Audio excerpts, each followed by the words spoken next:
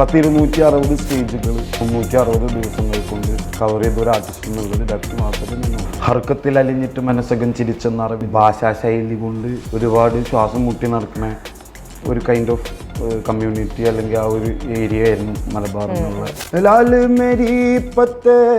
ഇത്രയും ആർട്ടിസ്റ്റുകൾ പെർഫോം ചെയ്തതിൽ ഡബ്സിക്ക് മാത്രമാണ് ആ സൗണ്ട് എഞ്ചിനീയർ ഇല്ലാതെ വേറൊരു സൗണ്ട് എഞ്ചിനീയറുമായിട്ട് ഞാൻ ആ ഷോ ചെയ്തത്. ഈ റാപ്പിംഗ് വേൾഡിലുള്ള ഡിസ്സിംഗ് പരിപാടികളൊക്കെ നടക്കൂലേ? എനിക്ക് എൻ്റെ പണികൾ ഇഷ്ടം പോലെ.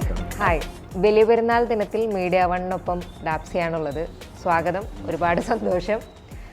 ഇപ്പോൾ ഒരു പെരുന്നാളിൻ്റെ നല്ല സന്തോഷത്തിലായിരിക്കും നമ്മളെല്ലാവരും ഉള്ളത്. അപ്പോൾ ആ സമയത്ത് തന്നെ ഇപ്പോൾ കഴിഞ്ഞ കുറച്ച് വർഷങ്ങളിലായിട്ട് പെരുന്നാളിൻ്റെ ഒരു സമയവും അല്ലാത്ത സമയങ്ങളൊക്കെ ഭരിക്കുന്നത് ഡാപ്സി പാടിയിട്ടുള്ള സിനിമയിലും അല്ലാതെയൊക്കെ ആയിട്ട് പാടിയിട്ടുള്ള പാട്ടുകളാണ്.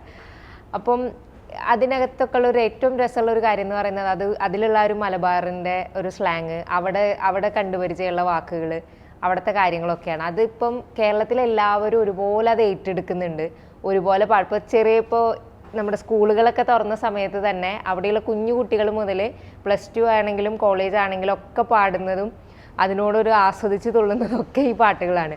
അപ്പം അതിലൂടെയൊക്കെ ഒരു മലബാറിൻ്റെ ഒരു ജീവിതവും ഒക്കെ ആളുകളിലേക്ക് ഒരുപാട് എത്തുന്നുണ്ട്. അപ്പോൾ ഈ കുട്ടിക്കാലത്തൊക്കെ അല്ലെങ്കിൽ നമ്മൾ റാപ്പർ ആവണം എന്നൊക്കെ ആഗ്രഹിക്കുന്ന ഒരു സമയത്ത് എൻ്റെ നാട്, ഞാൻ വളർന്ന ജീവിതം, അതൊക്കെ ആളുകൾ അറിയണം, അല്ലെങ്കിൽ ആ രീതിയിൽ രേഖപ്പെടുത്തണം എന്നൊക്കെ ഭയങ്കര ആഗ്രഹം ഉണ്ടായിരുന്നോ? ഒരു എയിമൊക്കെ ആയിട്ടുണ്ടായിരുന്നോ? ഞാനൊരു എൻ്റെ സ്കൂൾ കാലഘട്ടങ്ങളിലൊക്കെ ഒരു ചെറിയൊരു ചെക്കൻ എന്നുള്ള രീതിയിലൊക്കെ മറ്റ് പല ഏരിയകളിലും, അതുപോലെ തൃശ്ശൂർ അല്ലെങ്കിൽ കൊച്ചി, മറ്റ് പല സംസ്ഥാനങ്ങളിലേക്ക് പോകേണ്ട ആവശ്യം വരുമ്പോൾ നമ്മളവിടെ പോയി പല വ്യക്തികളെയും കാണുമ്പോഴും ഈ ഒരു ശൈലി കൊണ്ട് പലപ്പോഴും നമ്മളൊക്കെ ഡിസ്റെസ്പെക്റ്റാണ് നമുക്ക് കിട്ടിയിട്ടുള്ളത്. അല്ലെങ്കിൽ ഈ ഒരു ശൈലി ഉപയോഗിക്കുന്നത് എന്താണ് അങ്ങനെയൊക്കെ സംസാരിക്കുന്നത്, എന്ത് ഭാഷ ശൈലിയാണ്. അപ്പോൾ നമ്മൾ ചെറുപ്പകാലത്തിൽ തന്നെ അങ്ങനെ ഒരു ശൈലി, അതിലൊരുപാട് പോരായ്മകളുണ്ട് എന്ന് തോന്നിപ്പിക്കും രീതിയിലുള്ള ഒരു കൈൻഡ് ഓഫ് റിയാക്ഷനാണ് നമുക്ക് പുറത്തുനിന്ന് തന്നെ കിട്ടിയിട്ടുള്ളത്. പിന്നെ ഞാൻ എല്ലാ മലബാർ ഏരിയകളിലുള്ള പോലെ ഗൾഫിൽ പോയി, അങ്ങനെ മറ്റ് പല രാജ്യക്കാരും അല്ലെങ്കിൽ മറ്റ് പല അവരുടെ ലെഗസീനെ താങ്ങിയിട്ടാണ് അവർ അതിൽ ഭയങ്കര അധികം അഭിമാനം കൊള്ളുന്ന ഒരവസ്ഥ ഉണ്ട്.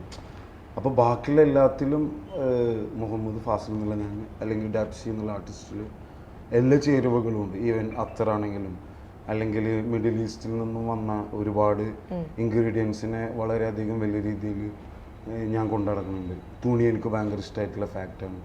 അപ്പോൾ ഒരുപാട് ആ ഒരു ഇൻഗ്രീഡിയൻ്റ് ഓഫ് മൈ ലാൻഡ് അല്ലെങ്കിൽ എൻ്റെ മണ്ണിൽ നിന്നുള്ള കുറേ സാധനങ്ങളിനെ ഞാൻ വളരെയധികം ഇഷ്ടപ്പെടുന്നുണ്ട്. പിന്നെ തിരിച്ചറിവാണ് ഒരു മനുഷ്യർക്ക് വേണ്ടതെന്ന് ഞാൻ വിശ്വസിക്കുന്നു.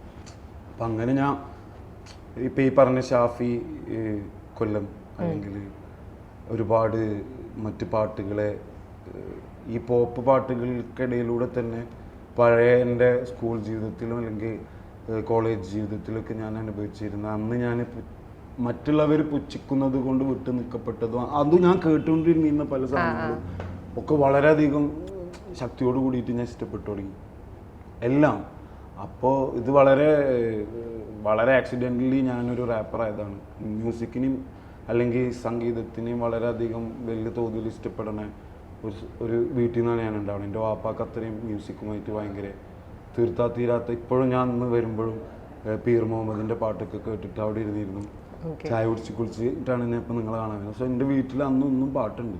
അപ്പം ഞാൻ കേൾക്കുന്ന പാട്ടുകളും എൻ്റെ വീട്ടിൽ നിന്ന് ഞാൻ വളർന്ന പാട്ടുകളാണ് ഇപ്പം ഞാൻ അവിടെ ചെയ്തുകൊണ്ടിരിക്കുന്നത്. അതെല്ലാവരും ഇഷ്ടപ്പെടുന്നു എന്ന് പറയുമ്പോൾ ആ ഒരു മലബാറുകാരുടെ അല്ലെങ്കിൽ അവരിലുള്ളൊരു വ്യക്തി അവർക്ക് വേണ്ടിയിട്ട് തന്നെ അവരിൽ നിന്ന് എടുത്തിട്ട് തന്നെ സപ്ലൈ ചെയ്യുന്ന ഒരു പരിപാടിയാണ്. അപ്പം അതിൽ ഞാൻ ഭയങ്കര അധികം സന്തോഷം.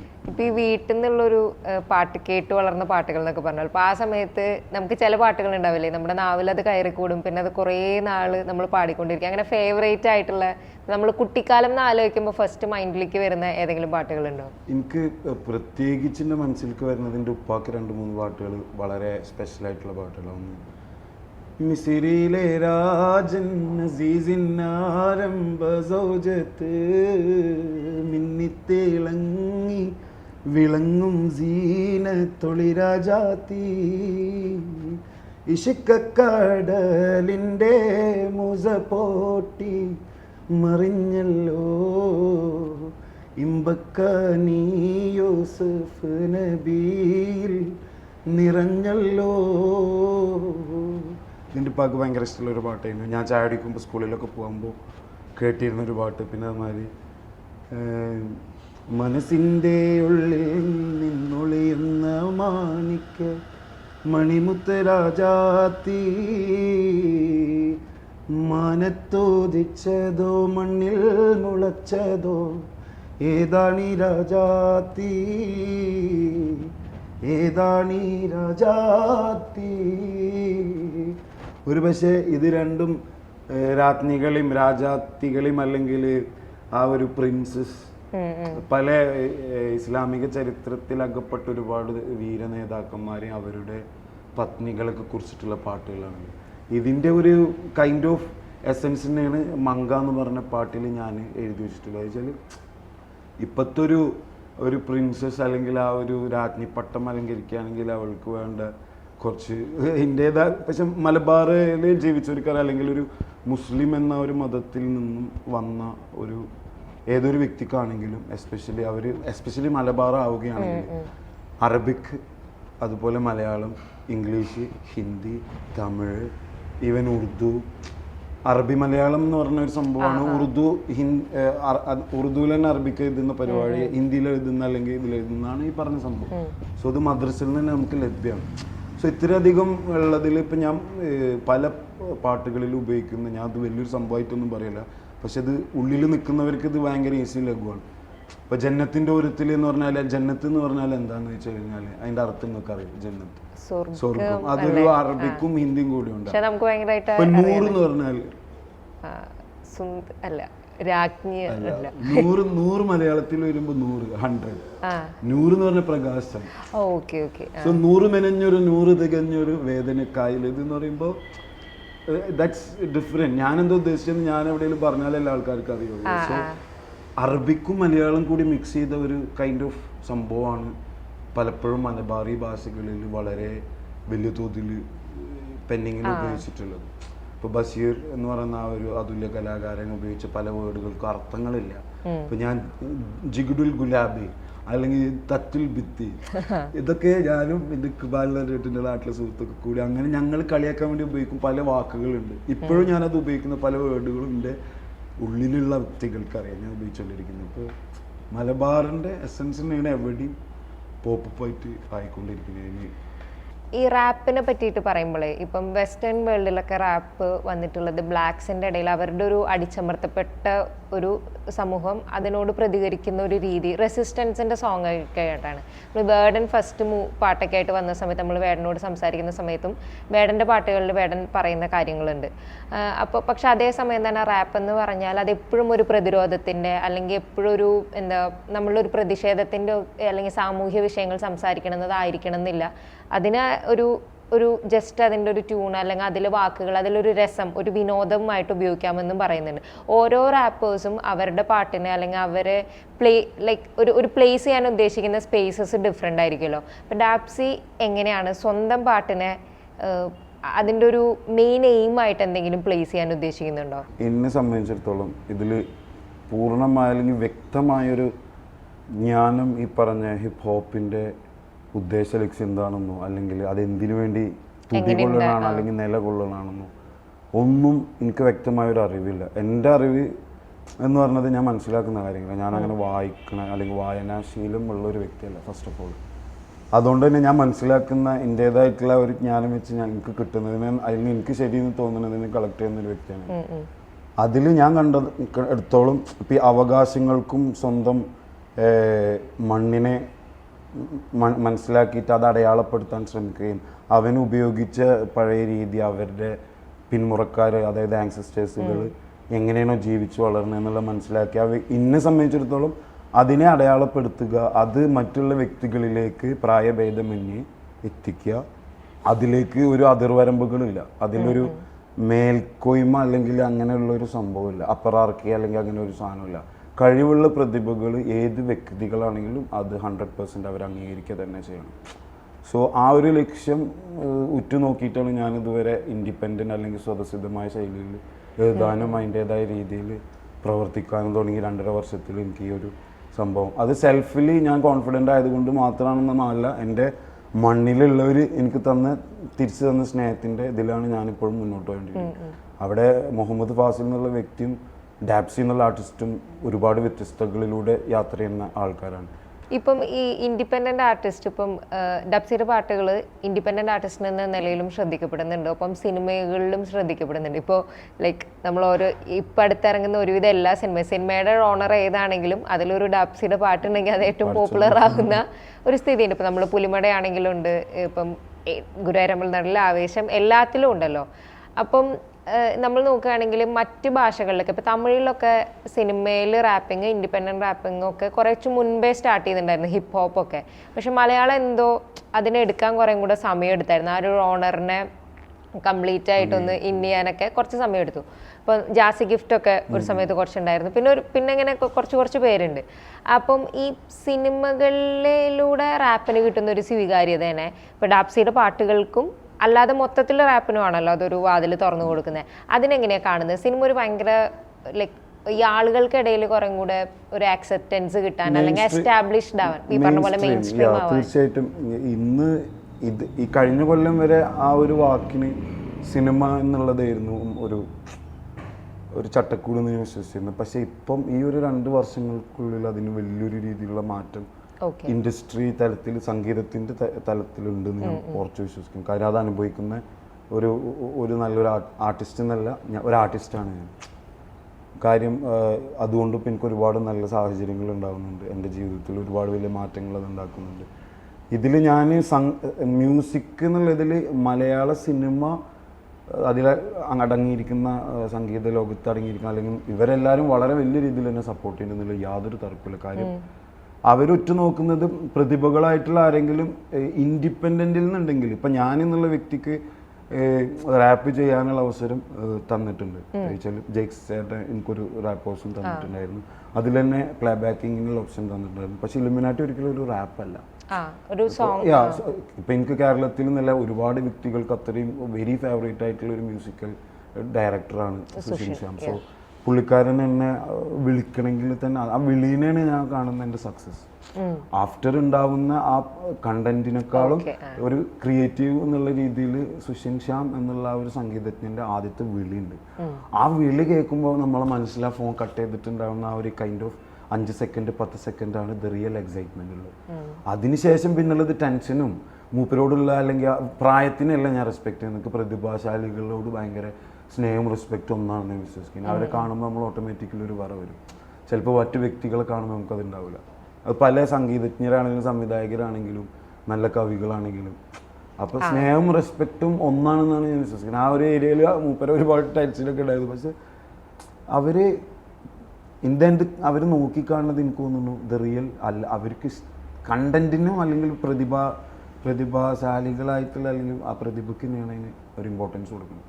സോ അതാണ് അതിൻ്റെ സക്സസ് എന്ന് ഞാൻ വിശ്വസിക്കുന്നത്. നമ്മൾ ഈ സിനിമകളുടെ പാട്ടിൻ്റെ ഇപ്പോൾ പറഞ്ഞപ്പം തന്നെ ബല്ലാത്ത ജാതിയുടെ ഒക്കെ കാര്യം പറഞ്ഞു. ഇപ്പം നമ്മളൊരു സിനിമയിലൊരു പാട്ട് ചെയ്യാൻ നമ്മളൊരു മ്യൂസിക് ഡയറക്ടർ വിളിക്കുന്നപ്പം ആ സിനിമയുടെ ഒരു അതിൻ്റെ ഒരു കോണ്ടെക്സ്റ്റ് ഉണ്ടായിരിക്കും.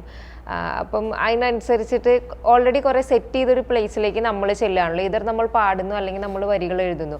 പക്ഷേ ഇപ്പോൾ ബല്ലാത്ത ജാതി അല്ലെങ്കിൽ മലബാർ ബാംഗർ അതിൻ്റെ ഒരു ആദ്യത്തെ ഒരു ക്രിയേഷൻ പോയിന്റ് തൊട്ടേ നിങ്ങളൊരു സുഹൃത്തുക്കളൊക്കെ കൂടി നിങ്ങളുടെ ഐഡിയയിൽ വരുന്ന പല കാര്യങ്ങളും ഡിസ്കസ് ചെയ്ത് അവസാനം ഒരു പാട്ടിലേക്ക് അതിങ്ങനെ എത്തുമായിരിക്കുമല്ലോ ചെയ്യുക. അപ്പം ഏതിലാണ് ഒരു ആർട്ടിസ്റ്റ് എന്നുള്ള നിലയ്ക്ക് ഭയങ്കര ഒരു ഫ്രീഡം അനുഭവിക്കുക? ഇത് 2 തലത്തിലുള്ളതിൽ പിന്നെ ബല്ലാത്ത ജാതി കേൾക്കുകയാണെങ്കിൽ ആ കണ്ടന്റ് ആദ്യൊരു മ്യൂസിക് RZ എന്ന് പറഞ്ഞിട്ടുള്ള മ്യൂസിക് പ്രൊഡ്യൂസർ ചിട്ടപ്പെടുത്തിയൊരു മ്യൂസിക്കിൻ്റെ ബലത്തിലാണ് നീരജ് ഭായ് നമ്മളെ അപ്രോച്ച് ചെയ്യുന്നത്. ഇങ്ങനൊരു പരിപാടി ഉണ്ട്. അപ്പോൾ അതിൽ ആ എഴുത്തുകാരനും whoever is doing the lyricist പരിപാടി ഓനാണ് അതിൻ്റെ ഒരു കൈൻഡ് ഓഫ് തിരക്കഥാകൃത്തുകൾ എന്ന് പറയാവുന്ന സിനിമകളിലെ ആ ഒരു ഏരിയ ഡീൽ ചെയ്യുന്നവർ. കാര്യം ആ തീം നീരജ് ഭായ് പറയുന്ന തീമിനെ അനുസരിച്ചിട്ട് ആ ഒരു സർക്കിളിൽ നിന്നുകൊണ്ട് ഞാനും ബേബിയും മൂപ്പനും എഴുതിയതുകൊണ്ടാണ് ആ കണ്ടന്റിന് ആ ഒരു കെമിസ്ട്രി വർക്കൗട്ടാണ്. അപ്പോൾ അതിൽ ആ രീതി സിനിമയിൽ ഇപ്പോൾ പറയുകയാണെങ്കിൽ ജോയി ചേട്ടൻ മട പുലിമട എന്ന് പറഞ്ഞ പാട്ടിൽ ആ പാട്ട് സത്യം പറഞ്ഞാൽ 100% ആ പടം കണ്ടിട്ടാണ് റിലീസിന് മുന്നേ ജോയി ചേട്ടനെ വിളിച്ചിട്ട് ജോയി ചേട്ടനെ കൊണ്ടുപോയി കാണിച്ചു. ഒരു ഒരു ചങ്ങായി അനുഭവിക്കുന്ന കല്യാണം കഴിയാൻ അങ്ങനെയൊക്കെ കുറേ ആ പടം കണ്ടവർക്ക് ആ പാട്ട് കേൾക്കുമ്പോൾ കറക്റ്റ് കണക്ട് ആവും. സോ ആ ഒരു പരിപാടി നേരെ ഡിഫറെൻ്റാണ്. പടം ആയതിനു ശേഷമാണ് അതിലേക്ക് പാട്ടിനെ ലയിപ്പിക്കുക. സോ രണ്ടും ഒന്ന് ഇൻഡയറക്റ്റ് ആണെങ്കിൽ നേരെ ഫ്രീഡം ഉണ്ട്. കാര്യം ഞാൻ എൻ്റെ ഭാഗത്ത് നിന്ന് ചിന്തിക്കുമ്പോൾ എഴുതി കമ്പോസ് ചെയ്ത് പാടാനുള്ള അവസ്ഥ എനിക്കുണ്ട്. സോ 3 തലങ്ങളെ കൂട്ടിയോജിപ്പിച്ച് എനിക്ക് ചെയ്യാൻ പറ്റുന്നത് കൊണ്ട് എനിക്ക് 2 രീതിയിൽ വർക്ക് ചെയ്യാനും ഓക്കെയാണ്. ഇപ്പോൾ തല്ലുമാലയുടെ ആണെങ്കിൽ പോലും കഥകളെ കുറിച്ച് വ്യക്തമായൊരു ഇതൊന്നും അവർ തന്നിട്ടുണ്ടായിരുന്നില്ല. അപ്പോൾ എനിക്ക് ഫോട്ടോ കണ്ടു, അതിലൊരു നൈക്കി ഷൂസ് കാണുന്നു, തൊപ്പി കാണുന്നു, കുറച്ച് ടോവിനോ തോമസ് കുറച്ചധികം കളർഫുള്ളായിട്ട് നിൽക്കുന്ന ഒരു പോസ്റ്റ് കാണുന്നു. അപ്പോൾ ആ ഒരു സുഖുണ്ടായ്മ ഒരു ശരിയുണ്ട്, കാതിലും കടുക്കനും വേറെ ഉണ്ട്, അത് പിന്നെ മുൾപ്പൊരു ലേസുണ്ട്, കളിയാണ് കജ്ജിലുമേ ആള് ഒരു കുറച്ചൊരു കളി. അപ്പോൾ ആ സാധനം അതിൽ ആ പോസ്റ്ററിൽ തന്നെ ഉണ്ട് ആ പടത്തിൻ്റെ ഒരു ക്യാരക്ടർ. അപ്പോൾ അങ്ങനെ പിടിച്ചു നോക്കി. അതന്നെയാണ് പുലിമടയിലും വർക്കൗട്ട് ചെയ്ത്.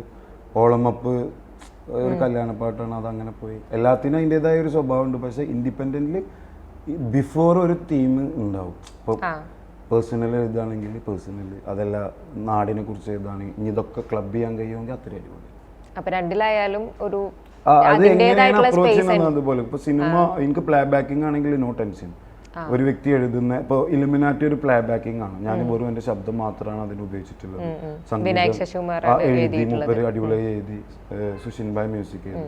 പക്ഷെ മഡ ട്രാൻസോ അല്ലെങ്കിൽ ഈ പറഞ്ഞ ഓളമപ്പോ ഞാൻ തന്നെയാണ് ഈ 3 പരിപാടിയും. അത് വലിയൊരു ഇതായിട്ട് പറഞ്ഞാൽ അത് ആൾക്കാർ എടുത്തതിന് ശേഷം ഞാൻ പറയുന്നു. അതിപ്പോൾ 40 മില്യണോളം അത് കഴിഞ്ഞു, 80 മില്യണോളം മണവാളം തഗ് മ്യൂസിക് അപ്പൊ എൻ്റെ ഒരു പരിപാടി ഇതാണ്. എഴുതാനും ചിട്ടപ്പെടുത്താനും പാടാനും കഴിയുന്ന ഒരവസ്ഥക്കുള്ളത് കൊണ്ട് ഇൻഡിപെൻഡൻറ്റും ഓക്കെയാണ്.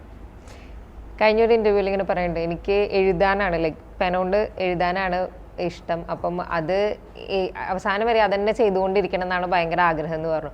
ബേഡനൊരു ഇന്റർവ്യൂവിൽ പറയുന്നുണ്ടായിരുന്നു, മിന്നൽ മുരളി പോലെയാണ് ഡബ്സി, പെട്ടെന്ന് വരികൾ എഴുതുന്നു പറയുന്നുണ്ടായിരുന്നു. നിങ്ങൾ ഈ എഴുത്തിനെ എത്രത്തോളം ഇഷ്ടപ്പെടുന്നുണ്ടെന്നുള്ളതും, പിന്നെ ഈ ഒരു കാലത്ത് എടുത്തു കഴിഞ്ഞാൽ ഇപ്പോൾ മൂസിൻ പരാരീൻ്റെ എന്നുള്ളൊരു ലിറിസിസ്റ്റ് ഉണ്ട്, സുഹൈൽ കോയ എന്ന് പറഞ്ഞിട്ടുണ്ട്, വിനയ് ശശികുമാർ. അപ്പോൾ നമുക്ക് 3 പേരും അങ്ങനെ നമുക്ക് അവരുടെ വരികളോണ്ട് തന്നെ കുറച്ച് ശ്രദ്ധിക്കപ്പെടുന്നവരാണ്. മ്യൂസിക്കും വരികളും ഒരുപോലെ. അപ്പം ഡബ്സി നിങ്ങളുടെ ഒരു കാലഘട്ടമാണല്ലോ ഇവരുടെ എല്ലാവരുടെയും. അപ്പം നിങ്ങളുടെയൊക്കെ ഒരു ഫേവറേറ്റ് ഇവരുടെയൊക്കെ വരികൾ ശ്രദ്ധിക്കാറുണ്ടോ? പിന്നെ ഇപ്പോൾ ഈ പറഞ്ഞ 3 കാര്യങ്ങളും കമ്പോസിഷനും പാട്ടും ഒക്കെ എഴുത്തൊക്കെ ചെയ്യുന്നതിലൊക്കെ ഏറ്റവും ഇഷ്ടം എഴുത്ത് തന്നെയാണോ? ഇപ്പം ഇതിൽ ചോദിച്ച ഇവരൊക്കെ സീനിയേഴ്സ് ആയിട്ടുള്ള, അല്ലെങ്കിൽ ഞാൻ വളരെയധികം ഇഷ്ടപ്പെടുന്ന, ഇതിലിപ്പോൾ പല മേഖലകളിലും നമ്മൾ പണിയെടുക്കണമെന്നുള്ള പല വ്യക്തികൾക്കും അല്ലെങ്കിൽ നാട്ടുകാർക്കും അറിയില്ല.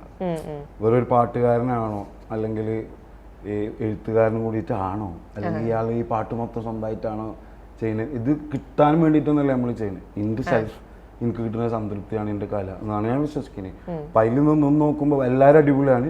പക്ഷേ ഞാൻ പിന്നിട്ട എൻ്റെ മണ്ണ് അല്ലെങ്കിൽ എൻ്റെ ആ ഒരു കൈൻഡ് ഓഫ് ആ ഒരു ഓറ എനിക്ക് മുന്നോട്ട് കമ്പയർ ചെയ്യാൻ കഴിഞ്ഞിട്ടുള്ളത്, അല്ലെങ്കിൽ പിന്നോട്ടും കമ്പയർ ചെയ്യാൻ കഴിയുന്ന ഒരു ആർട്ടിസ്റ്റ് എന്ന് പറഞ്ഞാൽ മൂസിൻ പരാരീനാണ്. അത് ഏത് കാലത്തും. കാര്യം വെച്ചാൽ ഒരു പാലൊക്കെ ആയിട്ടാണ് ഞാൻ കാണുന്നത് മൂപ്പരെ. പാലം മീൻസ് കയറി നടക്കാൻ ഒരു തലത്തേക്ക് എത്തിക്കുന്ന ഒരു കണ്ണി. അങ്ങനെയാണ്. കാര്യം വെച്ചാൽ തിരക്കഥ, സംഭാഷണം, അല്ലെങ്കിൽ പ്രൊഡക്ഷൻ, അല്ലെങ്കിൽ ഡയറക്ഷൻ, അതിനും പുറമെ പോയിട്ട് ഒരു ഫർഹാൻ അക്തർ മൂടൊക്കെ എന്നൊക്കെ തോന്നലാണ്. അപ്പോൾ എന്തുകൊണ്ട് പിന്നെ ഞാനും ഇപ്പോൾ ഈ സുഖുണ്ടായും ഒരു ശരിൻ്റെ തിരക്കഥ, അതായത് തല്ലുമാലിൻ്റെ തിരക്കഥ ആ ഒരു. അപ്പോൾ ആളുണ്ട്, പിന്നെ ആൾ എഴുതുന്നുണ്ട്. ഇപ്പോൾ ഇഷ്ടപ്പെട്ട പല പാട്ടുകളും മൂപ്പർ തന്നെയാണ്. ഇപ്പോൾ വിഷ്ണു ചേട്ടനും മൂപ്പരും കോംബോ എന്ന് പറഞ്ഞു കഴിഞ്ഞാൽ അതൊരു കളർഫുൾ കോംബോ ആണ്. പലർഫുൾ കോംബോകൾ പൊളിയല്ലേ. അതുകൊണ്ട് അമാര് വിനായക് എല്ലാവരെയും ഇഷ്ടമാണ്, സുഹേൽ ഭായിനെ എല്ലാവരും ഇഷ്ടമാണ്. ഇപ്പോൾ മൂസിൻ പരാരിയുടെ കാര്യം പറഞ്ഞു. അപ്പോൾ അതുപോലെ തന്നെ സക്കറിയ, ഹർഷദൊക്കെ ഉണ്ട്, അഷ്റഫ് ഹംസയുണ്ട്. അങ്ങനെ ഒരു ഗ്യാങ് നമുക്ക് മലയാള സിനിമയിൽ വന്നിട്ട് അവർ ഒരു ഈ ശരിക്കുള്ള ഒരു യഥാർത്ഥ മുസ്ലിം പരിസരം കാര്യങ്ങളൊക്കെ സിനിമയിൽ വരച്ചിട്ടതുണ്ട്. അപ്പം മുൻപ് ഇങ്ങനെ മലബാറിനെ മുസ്ലിമിനെ കാണിച്ചിരുന്ന കുറേ സ്റ്റീരിയോട്ടിപ്പിക്കൽ രീതിയിൽ നിന്നൊക്കെ സിനിമേനെ കൊണ്ടുവന്നു. അപ്പം ഇവരൊക്കെ ഒരു സൂട്ട് ഗാങ്ങിലും കൂടെ പെട്ട ആളാണല്ലോ ഡബ്സി. അപ്പം ഈ പറഞ്ഞതുപോലെ ഇവരുടെ ഈ പാലം പണിതതുപോലെ അത് പറഞ്ഞല്ലോ. അപ്പോൾ അത് സിനിമയിലൂടെ അവർ കൊണ്ടുവന്ന ഒരു മാറ്റം ഉണ്ടല്ലോ, അത് നിങ്ങൾ ആർട്ടിസ്റ്റുകൾക്കും പാട്ടുകാർക്കും ഒക്കെ ഒരു കുറേ കൂടെ ഒരു സ്പേസ് ക്രിയേറ്റ് ചെയ്തിട്ടുണ്ടോ? ഇപ്പോൾ സിനിമയിലേക്ക് എത്താനാണെങ്കിലും ഇൻഡിപെൻഡൻറ്റ് മ്യൂസിക്കിലൊക്കെ ആണെങ്കിലും. ഇതിലൊരു ചെറിയ കാര്യം നിങ്ങളോട് പറയാനുള്ളത്, ഫസ്റ്റ് ഓഫ് ഓൾ സുഹൃത്തുക്കൾ എന്നുള്ളതിനുപരി മാസ്റ്റേഴ്സാണ് എനിക്കവർ. അത്രയും ഞാൻ ഭയങ്കര റെസ്പെക്റ്റായിട്ട് കാണുന്ന വ്യക്തികൾ. ഒരു പക്ഷേ അവരെ നെയ്യത്ത് ഇൻറ്റൻഷൻ എന്നതിൽ അവർ പറയേണ്ട കാര്യമാണ്. എൻ്റെ ഒരു നെയ്യത്ത് എന്ന് പറഞ്ഞാൽ ഇതുകൊണ്ട് റീജിയൻ ബേസ്, അപ്പം ഞാൻ നേരത്തെ പറഞ്ഞതുപോലെ തന്നെ എൻ്റെ ചൈൽഡ്ഹുഡിൽ ആ ഒരു ഭാഷാശൈലി കൊണ്ട് ഒരുപാട് ശ്വാസം മുട്ടി നടക്കുന്ന ഒരു കൈൻഡ് ഓഫ് കമ്മ്യൂണിറ്റി അല്ലെങ്കിൽ ആ ഒരു ഏരിയ ആയിരുന്നു മലബാർ എന്നുള്ള, അല്ലെങ്കിൽ ഇപ്പോൾ കാസർഗോഡുള്ള ഒരു, അല്ലെങ്കിൽ പല ഏരിയകളിൽ നിന്നുള്ളവർ സംസാരിക്കുന്ന അവരുടെ ശൈലിനെ ഒരു ക്ലാസ്സിൽ നിന്ന് താഴത്തെ ക്ലാസ്സിൽ വെച്ച് കാണുന്ന പല വ്യക്തികളും അല്ലെങ്കിൽ പല കൈൻഡ് ഓഫ് ആൾക്കാരും ഉണ്ട്, ഇന്നും ഉണ്ട്. 2024 ഞാൻ ജീവിച്ചു വളർന്നു, പ്രസൻ്റാണ് ഞാനുള്ളത്. അപ്പം ഞാനെന്താണ് ഉദ്ദേശിക്കുന്നത് വെച്ചാൽ അതിനെ ഞാനവിടെ ഏറ്റെടുക്കുകയാണ്. അതെൻ്റെ ഒരു പട്ടായിട്ട് ഞാൻ കാണാണ്. ഇറ്റ്സ് ലൈക്ക് ഓക്കെ, ഞാനിടാൻ പോകുന്ന എല്ലാ ആക്ടിലും ഒരു റെപ്രസെൻറ്റിങ് മൈ കൾച്ചർ എന്നുള്ളത് എഴുത്തിലാണെങ്കിൽ പോലും വളരെ പ്രകടമായിട്ട് തന്നെ കാണാൻ കഴിയുന്ന ഞാൻ വിശ്വസിക്കുന്നു. അപ്പം എൻ്റെ ഒരു ഇൻറ്റൻഷൻ എന്ന് പറഞ്ഞു കഴിഞ്ഞാൽ നാളെ നാട്ടിലുള്ള ഏതൊരു വ്യക്തിക്കും കല കൊണ്ട് ജീവിക്കാൻ, അല്ലെങ്കിൽ കല കൊണ്ട് ഈ എൻജിനീയറിങ്ങിലും അല്ലെങ്കിൽ ബാക്കിയുള്ള എല്ലാ, ഇപ്പം ഞാൻ ബികോം ബിരുദധാരിക്കുന്നു. അപ്പോൾ പഠനത്തിന് കൊടുക്കുന്ന വാല്യൂ ഒരു ആർട്ടിന് വരുന്ന സമൂഹത്തിലുള്ള പാരൻസ് കൊടുക്കണം എന്നുള്ളതാണ് as a person, as an artist, as a Malabari, as a Muslim എനിക്കുള്ളത്. ഇപ്പം ഈ റാപ്പിംഗ് വേൾഡിലുള്ള ഡിസ്സിങ് പരിപാടികളൊക്കെ എനിക്ക് എൻ്റെ പണികൾ ഇഷ്ടം പോലെ കിടക്കണം. അപ്പോൾ അത് വരുമ്പോൾ അത് ശ്രദ്ധിക്കാതിരിക്കാന്നുള്ളതാണ്. അവസ്ഥയിലേക്ക് പോകേണ്ട കാര്യമില്ല. അതായത് എൻ്റെ സമയം എനിക്ക് ഇഷ്ടപ്പെട്ടത് എനിക്ക് വേണ്ടി വിനിയോഗിക്കുക എന്നുള്ളതാണ്. ഇപ്പം ഇവിടെ ഞാൻ ഇരിക്കുന്നുണ്ട്, ഇത് എനിക്ക് ഇഷ്ടപ്പെട്ട ഒരു അവസ്ഥയാണ്. ഞാൻ അധികം അങ്ങനെ ഇൻ്റർവ്യൂസിലൊന്നും പോകാത്ത വ്യക്തിയാണ്, അത് മനഃപൂർവ്വമാണ്. അപ്പം ഞാനിതിൽ വരേണ്ടത് എൻ്റെ ഇഷ്ടങ്ങളായതുകൊണ്ടാണ് ഞാൻ ഇവിടെ ഇരിക്കുന്നത്. അപ്പം എനിക്ക് ആവശ്യമില്ലാത്തതിനെ ഞാൻ എന്തിനാണ് നോക്കി കാണേണ്ട ആവശ്യം? എൻ്റെ കൂടെ 3 ദിവസങ്ങൾ പോലും ജീവിക്കാൻ ഈ ഭാഗ്യം ചെയ്യാത്തവർ എന്നെക്കുറിച്ച് പറയുന്ന കാര്യങ്ങൾ ഞാൻ എന്തിന് അതിനെ നോക്കണം, അല്ലെങ്കിൽ അതിനു വേണ്ടി എന്നെ എനർജി കളയണം? പക്ഷെ ഞാൻ വന്ന വഴി എനിക്കറിയാം, അതിൽ 260 സ്റ്റേജുകൾ ഈ ഒരു 100 അല്ലെങ്കിൽ 360 ദിവസങ്ങൾ കൊണ്ട്, അല്ലെങ്കിൽ ഒരു 450 ദിവസം കൊണ്ട് കവർ ചെയ്ത ഒരു ആർട്ടിസ്റ്റ് എന്നുള്ളത് ഡബ്സി മാത്രമേ തന്നെ ഉള്ളൂ. ഇത്രയധികം കോളേജുകളും അതുപോലെ തന്നെ 200+ സ്റ്റേജുകളിൽ കയറിയ എനിക്ക് ഒരു വ്യക്തികളിൽ നിന്ന് പോലും അങ്ങനെ, അല്ലെങ്കിൽ ഒരു വ്യക്തിക്കായിട്ട് പോലും ഒരു പ്രശ്നത്തിനോ അല്ലെങ്കിൽ വേറൊരു വ്യക്തിനെ സങ്കടപ്പെടുത്തുന്ന രീതിയിൽ ഒരു സംഭവം ചെയ്തിട്ടില്ല. വരുന്ന വഴിയിൽ നമ്മൾ കാണുന്ന തെറ്റുകളെ നമ്മൾ ചോദിക്കുകയും ചെയ്യും. അത് ഒരു ആർട്ടിസ്റ്റ് എന്നുള്ള രീതിയിൽ ഒരു എസ്റ്റാബ്ലിഷ്ഡ് വ്യക്തി ഒരു സൗണ്ട് ചെക്കിന് പോകുന്നത് ഒരു എസ്റ്റാബ്ലിഷിങ് ആർട്ടിസ്റ്റായിട്ടുള്ളവൻ സ്റ്റേജിൽ പോകുമ്പോഴും 2 രീതിയിലാണ് പല വ്യക്തികളും പല ഓർഗനൈസേഴ്സും ട്രീറ്റ് ചെയ്യുന്നത്. അപ്പോൾ ഇതിനു മുന്നേ പല വ്യക്തികളിൽ നിന്നല്ല പല ഓർഗനൈസേഷനിൽ നിന്നും ഡിസ്റെസ്പെക്റ്റ് ഏറ്റുവാങ്ങേണ്ടി വന്നിട്ടുള്ള പല ആർട്ടിസ്റ്റുകളുണ്ട്. അവരത് പറയില്ല. അവിടെ ഒരു സൗണ്ട് ചെക്ക് എന്ന് പറഞ്ഞു കഴിഞ്ഞാൽ 1000 അല്ലെങ്കിൽ 500 100 50 അല്ലെങ്കിൽ 5000 8000 നിലമ്പൂർ ഏകദേശം 12000 ആൾക്കാരെ കൂട്ടിയിട്ടാണ് ഒരു പെർഫോമൻസ് നടത്തുന്നത്. ഇതൊക്കെ ഒരു മൈക്ക് എന്ന് പറഞ്ഞാൽ ഒരൊറ്റ മൈക്കിൽ നിന്നും പ്രവർത്തിക്കുന്ന ശബ്ദം കൊണ്ട് മറ്റു വ്യക്തികളിലേക്ക് നമ്മൾ കൊടുക്കുന്ന എനർജിയാണ്. അതിലത്രയും കോൺഷ്യസ് ആയിക്കൊണ്ട് പ്രവർത്തിക്കേണ്ട ഒരു അവസ്ഥ ഉണ്ട്. ഇത് ഇൻസ്ട്രുമെൻ്റലാണ് പോയിക്കൊണ്ടിരിക്കുന്നത്, ലൈവ് അല്ല. 4 ബാറുകൾക്കപ്പുറമുള്ള ചേഞ്ചുകളെ മുൻവിധി സൗണ്ടുകളിൽ നിന്നൊക്കെ കിട്ടിയ ഒരൊറ്റ മൈക്കിൽ നിന്നാണ് ഇത് എല്ലാവർക്കും നമ്മൾ കൊടുത്തുകൊണ്ടിരിക്കുന്നത്. സോ അതിൻ്റെ 3 പാട്ടോ അല്ലെങ്കിൽ 4 പാട്ടൊക്കെയാണ് നമ്മളൊരു സൗണ്ട് ചെക്ക് എന്നുള്ള രീതിയിൽ ചെയ്യുക. അപ്പോൾ തീർത്തും അതിന് ആ ഒരു സൗണ്ട് ചെക്ക് എന്ന് പറഞ്ഞ ആ ഒരു ആക്ടിവിറ്റി അവിടെ നടക്കുമ്പോൾ ആ മൈക്ക് ഹോൾഡ് ചെയ്യുന്നവനാണ് അതിൻ്റെ ക്യാപ്റ്റൻ ഓഫ് ദ ഷിപ്പ്. ആ വ്യക്തി ആ സൗണ്ട് ചെക്ക് ചെയ്യുന്നത് പല സമയത്തും പ്രീസെറ്റ് എന്ന് പറഞ്ഞൊരു സംഭവമാണ്. നമ്മളവിടെ ചെക്ക് ചെയ്ത് വെക്കുന്ന ലെവലുകൾ അതേപോലെ നമ്മൾ ഫൈനലിൽ പെർഫോം ചെയ്യാൻ പോകുമ്പോൾ അവിടെ കിട്ടണം. ഈ പരിപാടികളിൽ വരുന്ന പ്രയാസങ്ങൾ, സൗണ്ടിൽ വരുന്ന വ്യതിയാനങ്ങൾ, അല്ലെങ്കിൽ എന്ത് പ്രശ്നം ഉണ്ടെങ്കിലും ഒരു ബാൻഡ് അല്ലെങ്കിൽ ഒരു ഇൻഡിപെൻഡൻ്റ് ആർട്ടിസ്റ്റ് പെർഫോം ചെയ്യുമ്പോൾ അവർക്കാണ് ആ പ്രശ്നം വരിക. ആ പരിപാടിയുടെ സംഘാടകർക്കും ഏത് വ്യക്തിയാണോ പെർഫോം ചെയ്തിരുന്നത് ആ വ്യക്തികൾ ഇവർക്കാണ് ആ പ്രശ്നം വരുള്ളൂ. ഡാപ്സിയുടെ പരിപാടി കുളമായി. അപ്പോൾ അത് എനിക്ക് ഉത്തരവാദിത്വം ഉണ്ട്. കാരണം വെച്ചാൽ എന്നെ വിശ്വസിച്ച് ടിക്കറ്റ് എടുക്കുന്ന പല പണികളും ഈ സ്റ്റുഡൻസ് ആയിട്ടുള്ള വ്യക്തികളും 300-500 കൊടുത്ത് ടിക്കറ്റ് എടുക്കുന്നത് കൊണ്ട് ജീവിക്കുന്ന ആളാണ്. So I have a great responsibility to give the perfect sound, അല്ലെങ്കിൽ നല്ലൊരു അവസ്ഥയിൽ കൊടുക്കണം എന്നുള്ള ആഗ്രഹമുണ്ട്. അപ്പോൾ അത് വേറൊരാളുടെ കയ്യിൽ അതിന് റൈറ്റ് ഉണ്ട് എന്നുണ്ടെങ്കിൽ പിന്നെ ഞാൻ എന്തിനാണ് ബ്രോ യു ക്യാൻ ഡു എന്നാണ് ഞാൻ അവിടെ പറഞ്ഞത്. എന്നിട്ട് ഇത്രയും ആർട്ടിസ്റ്റുകൾ പെർഫോം ചെയ്തതിൽ ഡെപ്സിക്ക് മാത്രമാണ് ആ സൗണ്ട് എഞ്ചിനീയർ ഇല്ലാതെ വേറൊരു സൗണ്ട് എഞ്ചിനീയറുമായിട്ട് ഞാൻ ആ ഷോ ചെയ്തത്. I was the closing artist for that event. അങ്ങനെ എൻ്റെ ഭാഗത്ത് തെറ്റ് ഉണ്ടെന്നുണ്ടെങ്കിൽ എന്തുകൊണ്ട് ആ സംഘാടകർ എൻ്റെ ഡിമാൻഡിനെ അംഗീകരിച്ചില്ല? അവരെന്നോട് അത് മാറ്റാം, നമ്മൾ റെഡിയാണെന്ന് പറഞ്ഞ് തയ്യാറാവുകയും ആ ലാസ്റ്റ് ഞാനാണ് പെർഫോം ചെയ്തതിൽ ആ വ്യക്തിയല്ല, അവൻ്റെ പേര് പോലും അറിയില്ല. ഞാൻ അവിടെ കണ്ട തെറ്റിനെ ഞാൻ പറഞ്ഞു, അതോടെ അത് സോൾവ്ഡ് ആണ്. പിന്നെ അതിൻ്റെ ചെകയിൽ എനിക്ക് വ്യക്തമായിട്ടുള്ളൊരു കാര്യമില്ല. എൻ്റെ ഡിമാൻഡ് എന്നല്ല, എൻ്റെ ആവശ്യകതയെ അവർ അംഗീകരിച്ചു. അവിടെ ഞാൻ എന്നുള്ള വ്യക്തിയുടെ ശരിയാണ്. സോ ഇതാണ് അവിടെ സംഭവിച്ചത്. ഒരു വ്യക്തി റെസ്പെക്റ്റ് വെരി മാൻഡേറ്ററി ആണ്. അത് ചെറുതായാലും വലുതായാലും. എനിക്ക് ആകെ ഒരൊറ്റ കാറ്റഗറി ആർട്ടിസ്റ്റുള്ളൂ, ആർട്ടിസ്റ്റ്. എനിക്ക് ഗൂസ് പമ്പോ അല്ലെങ്കിൽ എന്നെ എൻഗേജ് ചെയ്യിക്കാൻ കഴിയുന്നവരെ ഞാൻ ഫാനാവും. That's what the mandatory thing I have only with artist.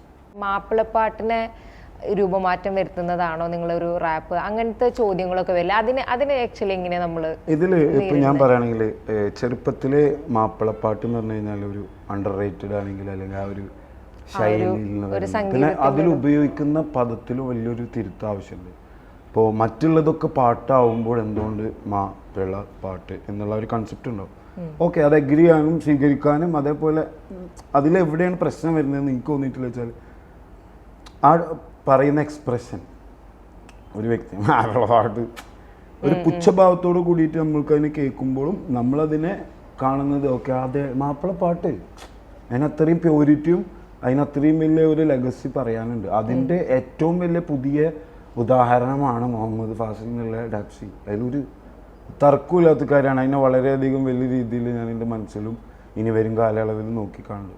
അത് അതിലൊരു വേറൊരു ഉദ്ദേശമൊന്നുമില്ല. കാരണം വെച്ചാൽ ഇപ്പോൾ കുഞ്ഞുണ്ണി മാഷ് അല്ലെങ്കിൽ മാപ്പിളപ്പാട്ട് എന്ന് പറയുന്ന ബദർമാലകളെയും മോയിൻകുട്ടി വൈദ്യർ എഴുതപ്പെട്ട പല കൃതികളെയും വളരെ സ്ഫുടതയോടുകൂടി ഇന്നിവിടെ പ്രവർത്തിച്ചതും അവതരിപ്പിച്ചതും യേശുദാസ് എന്ന് പറയുന്ന ഗായകനാണ്.